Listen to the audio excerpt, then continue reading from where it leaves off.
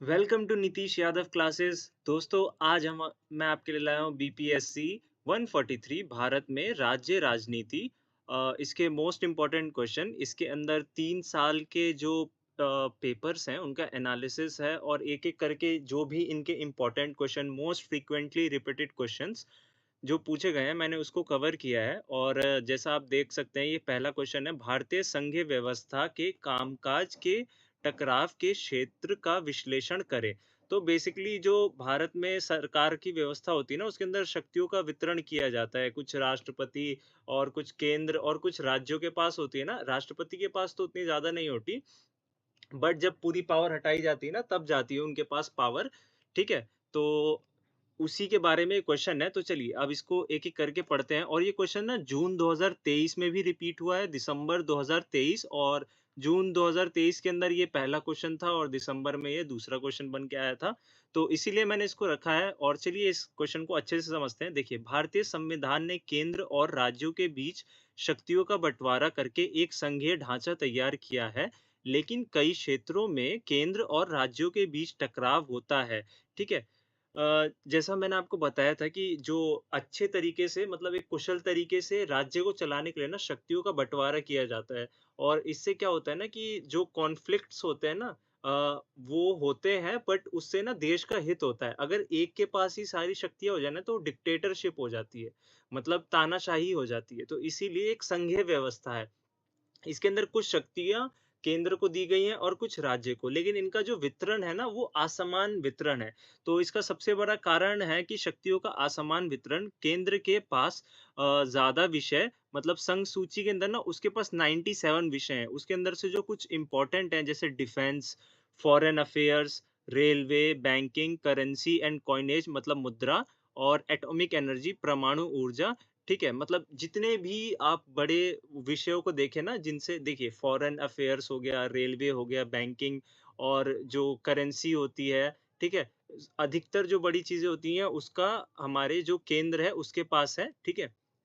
और जो राज्य होते हैं ना, इनके पास ना जो रीजनल लेवल की शक्तियाँ होती हैं, जैसे पुलिस हो गया, ठीक है? पब्लिक हेल्थ और एग्रीकल्चर हो गया, लोकल गवर्नमेंट, इन सबों की ना वो रहती है, मतलब इन सबों को कंट्रोल करने की पावर्स होती हैं। और trade with in the state, मतलब राज्य के अंदर जो व्यापार होता है ना, उसके ऊपर ये कानून वगैरह बना सकता है।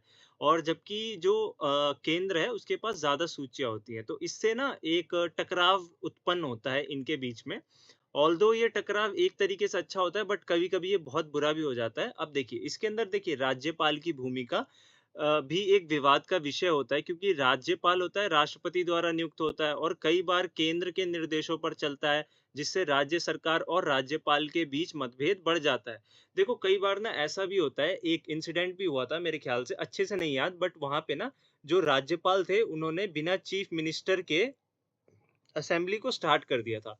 तो ये देखो, ये बिल्कुल गलत होता है। और कई बार ऐसा देखा जाता है, जो राज्यपाल होता है ना, वो केंद्र का फ़ेवर करता है, क्योंकि केंद्र जो होता है, उसके पास ज़्यादा शक्तियाँ होती हैं, दैट्स व्हाई, ठीक है? और अनुच्छेद 356 के तहत राष्ट्रपति का शासन लगाने का प्रावधान भी विवाद पैदा करता है। कई बार इससे राजनीतिक कारणों से इस्तेमाल किया गया, जिससे राज्यों का भरोसा कमज़ोर हुआ। अब देखो, राज्यों के ऊपर ना कभी-कभी राष्ट्रपति का शासन भी लगा दिया जाता है। जैसे 1992 में ना राष्ट्रपति का शासन लगाया गया था यूपी, मध्य प्रदेश, राजस्थान और हिमाचल प्रदेश के अंदर, बाबरी मस्जिद का जो कांड हुआ था उसकी वजह से, ठीक है? वित्तीय संबंधों में असमानता भी टकराव के कारण, केंद्र ज़्यादा टैक्स वसूलता है, जबकि राज्यों को अपनी ज़रूरत पूरी करने के लिए केंद्र पर निर्भर रहना पड़ता है। कई बार राज्यों को समय पर फंड नहीं मिलते, या उन्हें लगता है कि उन्हें न्याय नहीं मिल रहा। अब देखो, वित्तीय संबंधों में भी ना असमानताएँ होती हैं। जो केंद्र होता है ना, वो ज़्यादा टैक्स वसूल करता है और राज्य सरकारों को ना उतना ज़्यादा टैक्स नहीं दिया जाता, क्योंकि जो मेन देखिए अफेयर्स हैं, ज़्यादा विषय किसके पास है? केंद्र के पास है, तो उसके पास ज़्यादा टैक्स जाएगा और जो राज्य है उसके पास कम आएगा। और जो गवर्नमेंट चलती किससे है? जो हम टैक्स देते हैं उसी से चलती है। अब अगर गवर्नमेंट राज्य सरकारों को पैसा नहीं देगा वो टाइम से, तो क्या कर सकते हैं उनका? तो ये भी एक उनके बीच में टकराव का विषय बनता है, ठीक है? योजनाएँ और नीति पर भी विवाद, मतलब योजनाएँ और नीति भी ना विवाद पैदा करती हैं। केंद्र की योजनाएँ अक्सर राज्य और की स्थानीय ज़रूरतों को नज़रअंदाज कर देती हैं, जिससे राज्य सरकार नाराज़ होती है। कई ऐसी सारी भी जो पॉलिसीज़ लगाती है ना गवर्नमेंट, जो केंद्र मतलब हमारी केंद्र सरकार होती है बेसिकली, जिन्हें हमारे प्राइम मिनिस्टर साहब कंट्रोल करते हैं, ठीक है? तो उससे ना राज्य सरकारों को भी काफ़ी ज़्यादा नुकसान होता है और उनके हित में नहीं होता, ठीक है? आपातकालीन प्रावधान जैसे राष्ट्रपति आपातकाल अनुच्छेद 352 या राष्ट्रपति शासन अनुच्छेद 356 केंद्र को बहुत शक्तियाँ देती हैं, जिससे संघीय संतुलन बिगड़ सकता है। अब देखो यार, केंद्र सरकार के पास ऐसा होता है ना कि अगर उनको लगता है कि सिचुएशन आउट ऑफ कंट्रोल जाती है, तो वो पावर ना राज्य सरकारों से लेके राष्ट्रपति को भी ट्रांसफर करवा सकते हैं, ठीक है? या कोई डिस्प्यूट होता है तब राष्ट्रपति के पास पावर चली जाती है। तो इससे राज्यों को लगता है ना कि ये उनके साथ एक अन्याय है, क्योंकि यार देखो उन्हें शासन करना है, बट अगर उनसे नहीं हो पा रहा तो आप किसी दूसरे को मतलब, अगर एक अच्छे वे में किया जा रहा है तो ठीक है, बट अगर इसे पॉलिटिकल रीजन्स की वजह से किया जाता है ना, तो ये बहुत गलत बात होती है, ठीक है?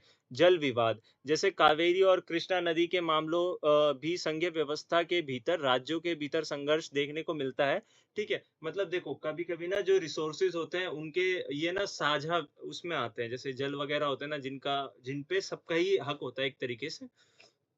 तो इनके बीच में ना कभी-कभी संघर्ष शुरू हो जाता है कि किसी को लगता है कि भाई तुम ज़्यादा यूज़ कर रहे हो, तुम ज़्यादा यूज़ कर रहे हो, तो इससे एक टकराव उत्पन्न होता है। फिर भी लोकतंत्र, स्वतंत्र न्यायपालिका और क्षेत्रीय पार्टियों की बढ़ती भूमिका ने भारतीय संघीय व्यवस्था को मजबूत बनाए रखा। सही सहयोग और संवाद से ही केंद्र और राज्यों के बीच भरोसा बना रह सकता है। अब देखो, जब लोकतंत्र है ना, मैंने आपको पहले ही कहा था कि इसका ना एक फ़ायदा भी होता है कि जैसे डिस्प्यूट्स वगैरह होते रहने चाहिए और शक्तियों का ना जो बँटवारा है वो होना चाहिए। अगर एक के पास ज़्यादा शक्तियाँ आ जाएँगी, तो फिर उससे दूसरे का शोषण ही होगा और डिक्टेटरशिप हो जाती है बेसिकली वो, तो यही है। और अगर अच्छे से इन्हें मतलब व्यवस्था को बनाए रखेंगे ना, तो इससे हमारी डेमोक्रेसी और स्ट्रॉन्ग होगी, ठीक है? चलो नेक्स्ट देखते हैं। पूर्वोत्तर भारत में जातीय राजनीति की विशेषताओं को स्पष्ट कीजिए। अब देखो जातीय राजनीति क्या है, मतलब पूर्वोत्तर भारत में वो जो अपना असम वाला रीजन आता है ना, उधर नागालैंड, मिजोरम ऐसे वाले रीजन्स, जहाँ बेसिकली सबसे पहले जहाँ सूरज उगता है, पूर्व पूर्व से उगता है ना, तो वहाँ के जो भी रीजन्स होंगे वो पूर्वोत्तर भारत में आते हैं, ठीक है? ये आप लोग अच्छे से याद रखेंगे, इसके लिए मैंने बोला था। पूर्वोत्तर भारत में जातीय राजनीति की जड़ें क्षेत्र की संस्कृति और भाषाई विविधता में है। यहाँ नागा, मिजो, बोडो जैसी सैकड़ों जनजातीय समुदाय हैं जो अपनी अलग पहचान बनाए रखना चाहते हैं। इन समुदायों का मानना है कि उनकी संस्कृति और परंपराओं को बाहरी प्रभाव से खतरा है, इसलिए वह राजनीतिक रूप से सक्रिय रहते हैं। यह पहचान की राजनीति है। तो बेसिकली देखो इसके अंदर क्या है ना कि ये जो लोग होते हैं ना पूर्वोत्तर भारत के, तो ये अपने ना रूट से बहुत ज़्यादा जुड़े होते हैं और ये बाहर के लोगों को सोचते हैं ना कि इन्वेजन करेंगे वो लोग, मतलब उनके साथ जब आएँगे ना तो उनके कल्चर्स को नुकसान होगा। इसीलिए आप देखना ये जो बंगाल है ना, वहाँ पे तृणमूल कांग्रेस है, ठीक है? ममता बनर्जी की पार्टी हो गई। ये सारी जो है ना ये जनजातीय क्यों जीतती हैं? क्योंकि वहाँ के लोग ना अपने रूट से जुड़े रहते हैं। ऐसी नागालैंड, और मिज़ोरम की छोटी-छोटी जनजातीय पार्टियाँ हैं, ठीक है? तो इन सबों का गठन ही इसलिए किया जाता है कि अपनी रूट्स को बचा सके, देखिए। और दूसरी विशेषता है कि जनसांख्यिकी असुरक्षा। यहाँ के लोग बाहरी प्रवासियों के आने से अपने अस्तित्व पर खतरा महसूस करते हैं, जैसे असम में बांग्लादेशी घुसपैठी पर असम आंदोलन हुआ। तो बेसिकली जो असम था ना, उसके अंदर ना बांग्लादेश के लोगों ने घुसपैठ की थी, मतलब अवैध रूप से जो एंटर हो जाते हैं।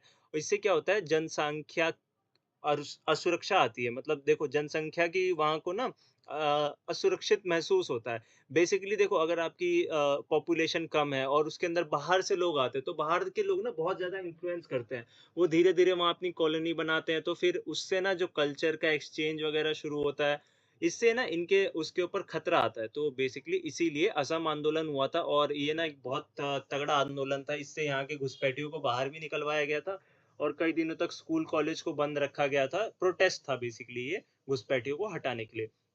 उग्रवाद और विद्रोह भी यहाँ की जातीय राजनीति का हिस्सा है। अपेक्षित महसूस करने वाले कई समूहों ने हथियार उठा लिए, जैसे उल्फा और एनएससीएन आदि। मतलब देखो जो छोटे-मोटे विद्रोह भी होते हैं ना, कि जनजातीय राजनीति का वो भी एक हिस्सा ही है, ठीक है?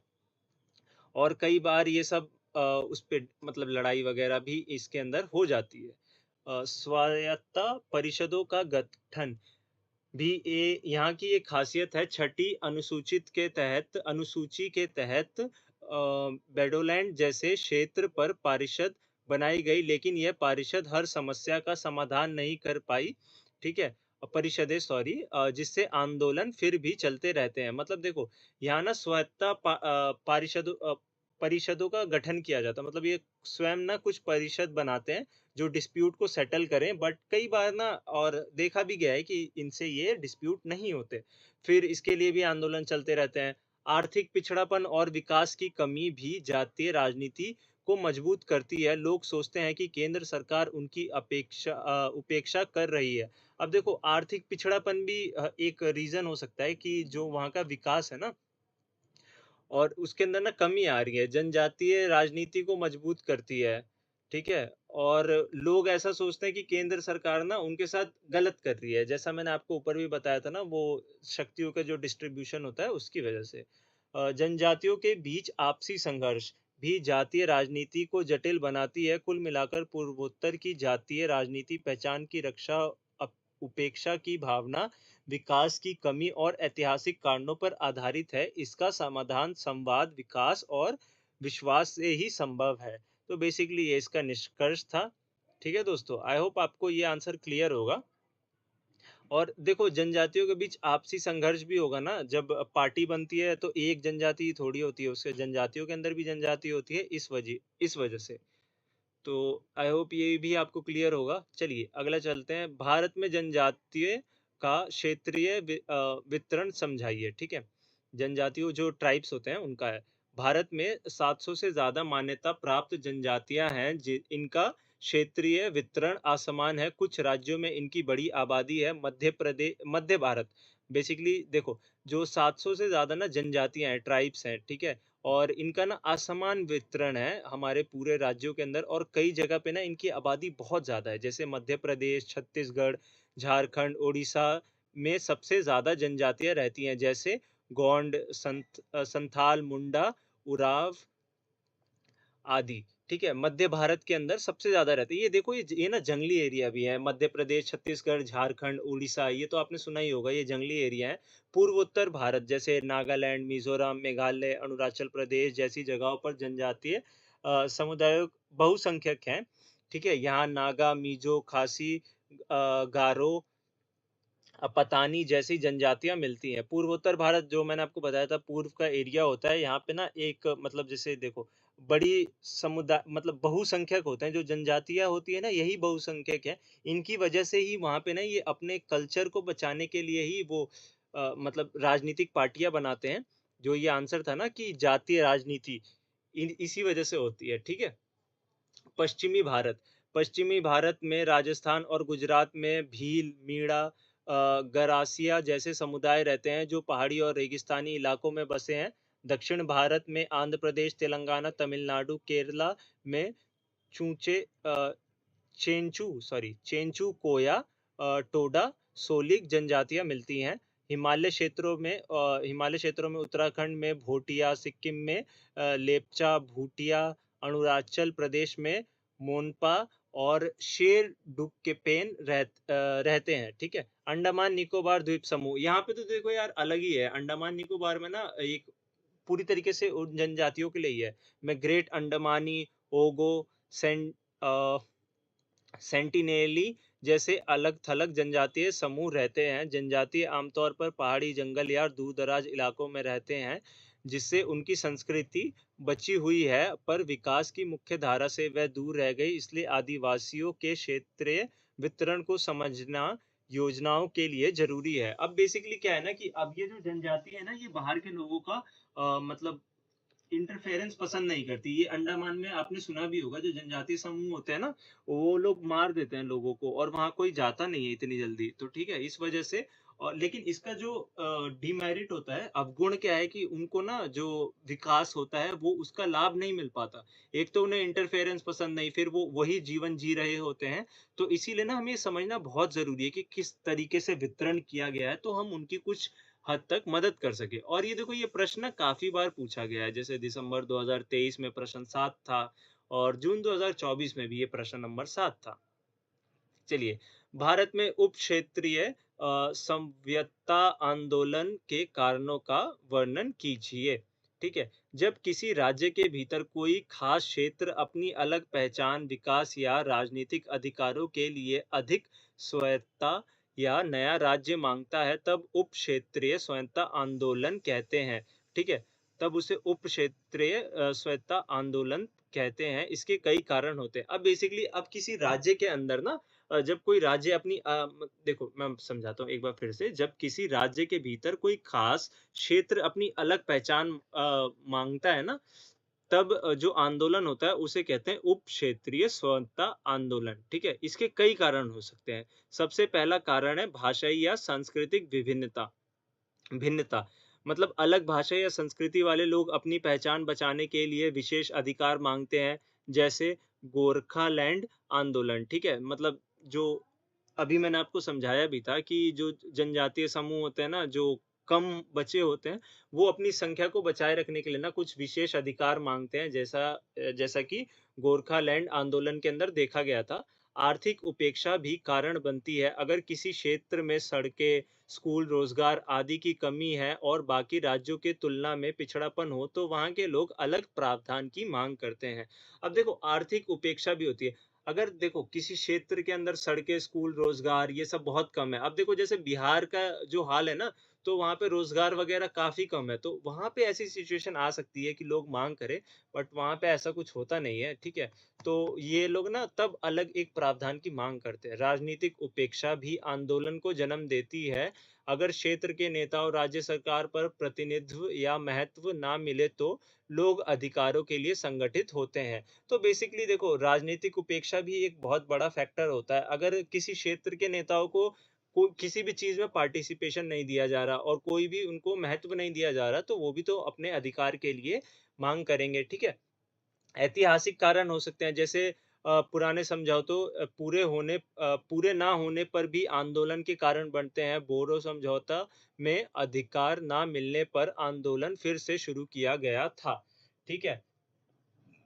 कुछ ऐतिहासिक कारण भी हो सकते हैं, जैसे कुछ ना पुराने समझौते होते हैं कि जैसे तुम्हारे जो रीजन होंगे उसके अलग लॉज़ होंगे, ठीक है? और तुम्हें आरक्षण वगैरह दिया जाएगा, और अगर ऐसा नहीं होता ना तो आंदोलन वगैरह भी हो जाते हैं। और इसका एक एग्ज़ाम्पल मेरे ख़्याल से ये बोडो समझौता जो था ना, बोडो के लिए जो एक समझौता लागू किया गया था, उसका मतलब उन्होंने खंडन किया था। तो फिर उसके बाद दोबारा से आंदोलन शुरू हो गया था। भौगोलिक अगलाव, ठीक है? भौगोलिक अगलाव, जैसे पहाड़ी या दूरस्थल इलाकों में रहने वाले लोगों को लगता है कि प्रशासनिक उनकी समस्याओं को नहीं समझता, जिससे आंदोलन होता है। अब यार देखो जैसे पहाड़ों का लाइफ हम लोगों को तो ऐसा लगता है कि हाँ, पहाड़ों पे जीवन है, ये है, बट जब आप पहाड़ी के लोगों से पूछोगे ना, तो काफ़ी ज़्यादा मुश्किल जीवन होता है। पानी लेने के लिए उन्हें नीचे से जाना पड़ता है। तो वैसे ही अब उनकी प्रॉब्लम्स को सरकार भी इतने अच्छे से नहीं समझ सकती ना, तो इससे भी एक फैक्टर उत्पन्न होता है कि एक पार्टी बननी चाहिए, ठीक है? कभी प्रवासन और जनसंख्या बदलाव से भी स्थानीय लोगों में बाहरी लोगों के खिलाफ असुरक्षा बढ़ जाती है और वे स्वायत्तता की मांग करने लगते हैं। इस तरह उप क्षेत्रीय आंदोलन कई कारणों से जन्म लेते हैं, जिनका समाधान विकास, संवाद और विश्वास से ही संभव है। तो बेसिकली इसके अंदर आपको विश्वास वगैरह को दिखाना है कि यार देखो अगर विश्वास रहेगा, ठीक है, और संवाद मतलब बातचीत वगैरह होगी, तो ही इन सभी चीज़ों को हल किया जा सकता है, ठीक है? और ये लास्ट क्वेश्चन दोस्तों काफ़ी इम्पोर्टेंट है। वस्तु एवं सेवा कर जीएसटी के संदर्भ में केंद्र राज्य वित्तीय संबंधों में हाल के विकासों की चर्चा करें। अब एक जीएसटी वाले क्वेश्चन ना रिपीट हो रहे थे, तो मैंने इसलिए इसको करा दिया, ठीक है? वस्तु एवं सेवा कर जीएसटी जुलाई 2017 में लागू हुआ, ठीक है? इसने भारत की वित्तीय प्रणाली बदल दी। पहले राज्य और केंद्र के अपने-अपने टैक्स थे, जिससे उलझन और विवाद होता था। जीएसटी ने ज़्यादातर अप्रत्यक्ष करों को एक में मिलाकर एक राष्ट्र एक कर व्यवस्था बनाई। अब देखो जीएसटी से क्या हुआ ना कि जो पहले टैक्स था ना वो भी अलग-अलग था, केंद्र का अलग था, राज्य का अलग था, और ये ना जीएसटी जो नहीं थी ना, इससे पहले वैट वगैरह लगता था, वैल्यू एडेड टैक्स जिसको कहते हैं। है ना? तो इसके बाद क्या किया कि सरकार ने ना एक राष्ट्र और एक कर व्यवस्था बनाई, जिसके लिए उन्होंने जीएसटी लागू की, गुड्स एंड सर्विस टैक्स जो है। अब राज्यों और केंद्र दोनों को सीजीएसटी एंड एसजीएसटी के ज़रिए कर संग्रह का अधिकार है। राज्यों को बिक्री पर राज्य जीएसटी, स्टेट जीएसटी, ठीक है? और केंद्र के हिस्से केंद्रीय जीएसटी मतलब CG central GST goods and service वसूला जाता है, गुड्स एंड सर्विस टैक्स है जो। जबकि राज्यों के बीच कारोबार पर आईजीएसटी लागू होती है। जीएसटी परिषद की स्थापना मतलब देखो, इसके लिए जीएसटी परिषद की स्थापना हुई, जिसमें केंद्र और सभी राज्यों के वित्त मंत्री शामिल थे। यह परिषद दरें, नियम और नीतियां तय करती हैं, ठीक है? और यह सहकारी संघवाद का उदाहरण है। मतलब देखो, इसके अंदर क्या है कि जो स्टेट था और जो सेंट्रल गवर्नमेंट था, उन सभी के ना वित्त मंत्री शामिल थे। केंद्र और सभी राज्यों के वित्त मंत्री शामिल थे, और ये ना साझा मतलब मिल के बनाया गया था जीएसटी वाला सिस्टम। और आईजीएसटी का मतलब फुल फॉर्म होता है integrated goods and service tax, ठीक है? मैं भूल गया था बेसिकली, अब याद आया तो मैंने बता दिया। जीएसटी में राज्यों को डर था कि उनकी आमदनी कम हो जाएगी, इसलिए केंद्र ने 5 साल तक मुआवजा देने का वादा किया। अगर किसी राज्य की जीएसटी से होने वाली आय 14% सालाना वृद्धि के लक्ष्य से कम हुई तो उसे केंद्र के अंतर भरने के लिए पैसा देगा। मतलब देखो, अगर जीएसटी के अंदर क्या था ना कि राज्यों को डर था कि उनकी ना आमदनी कम ना हो जाए, तो 5 साल तक केंद्र ने कहा कि हम मुआवजा देंगे, ठीक है? और अगर किसी स्टेट की जो जीएसटी है ना, वो 14% सालाना वृद्धि के लक्ष्य से कम हुई, मतलब एक नॉर्म सेट था कि अगर इससे कम होगी, तो उसका अंतर मतलब भरने के लिए भी ना केंद्र उनको पैसा देगा। कोविड-19 के समय टैक्स कलेक्शन कम हुआ और केंद्र ने राज्यों को मुआवजा देने में देरी की, जिससे विवाद हुआ। अब जीएसटी के अंदर डिस्प्यूट कब आया? जब कोविड आया, तो कोविड के अंदर आपने देखा सब कुछ ठप हो रखा था। तो अब उसके टेक्निकली क्या होना चाहिए था, जो केंद्र होता है ना, उसको राज्य सरकारों को मुआवजा देना चाहिए था, पर उन्होंने नहीं दिया। अब इससे वाद विवाद हुआ। हालांकि कई बार दरों और छूटों पर भी विवाद होता है, लेकिन जीएसटी परिषद की नियमित बैठक केंद्र और राज्यों के बीच सहयोग का मंच बनाए हुई है। जीएसटी से टैक्स व्यवस्था सरल और पारदर्शी हुई है, लेकिन केंद्र और राज्यों के बीच वित्तीय संबंधों में सतत संवाद जरूरी रहेगा। अब देखो, जो ये जीएसटी परिषद है ना, इसके अंदर तो वित्त मंत्री जो होते हैं, इन लोगों के जो केंद्र भी होता है और राज्य भी होता है, इसके बीच के, ठीक है? तो इन सबों की सहमति से होता है। तो जीएसटी में जो टैक्स होता है ना, सरल उससे सरल और पारदर्शिता हो गई, मतलब ट्रांसपेरेंसी भी आ गई और आसान भी हो गया। बट इसको अच्छे से रन करने के लिए ना ज़रूरी है कि हमेशा बात होती रहे। तो आई होप आप लोगों को ये वीडियो पसंद आया होगा, और अगर वीडियो पसंद आया तो चैनल को सब्सक्राइब करना, वीडियो को लाइक करना और दोस्तों को शेयर भी कर देना। और अगर इसकी पीडीएफ चाहिए हो, तो आप मुझे मेरे व्हाट्सएप नंबर पे बोल दीजिएगा, मैं आपको पीडीएफ सेंड कर दूँगा।